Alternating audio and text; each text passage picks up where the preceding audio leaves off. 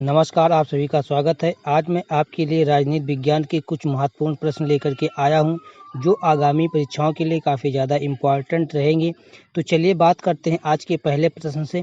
इससे पहले मैं आपको बताना चाहूँगा कि यदि आप हमारा वीडियो पहली बार देख रहे हैं तो चैनल को सब्सक्राइब कर लें तथा नोटिफिकेशन की बेल को प्रेस कर दें, जिससे हमारे वीडियो के लेटेस्ट नोटिफिकेशन आपको मिलते रहें। तो चलिए बात करते हैं आज के पहले प्रश्न से।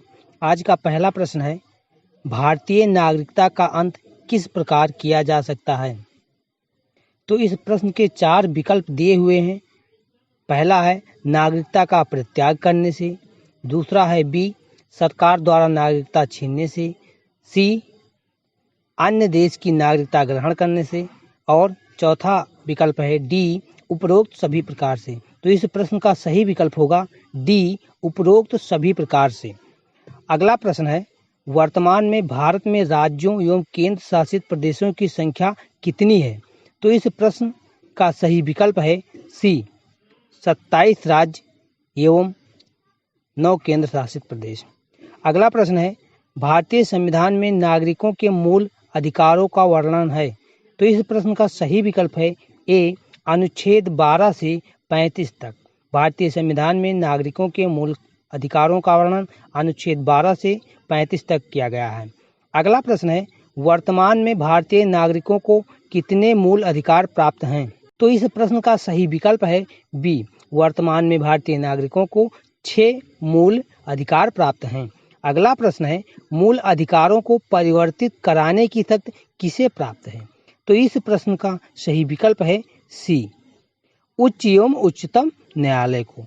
मूल अधिकारों को परिवर्तित कराने की शक्ति उच्च एवं उच्चतम न्यायालय को प्राप्त है। अगला प्रश्न है, प्रेस की स्वतंत्रता का अधिकार निहित है। तो इस प्रश्न का सही विकल्प है अनुच्छेद 19(1) में। प्रेस की स्वतंत्रता का अधिकार अनुच्छेद 19(1) में निहित है।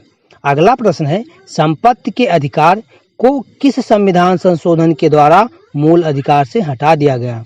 तो इस प्रश्न का सही विकल्प है सी 44वें।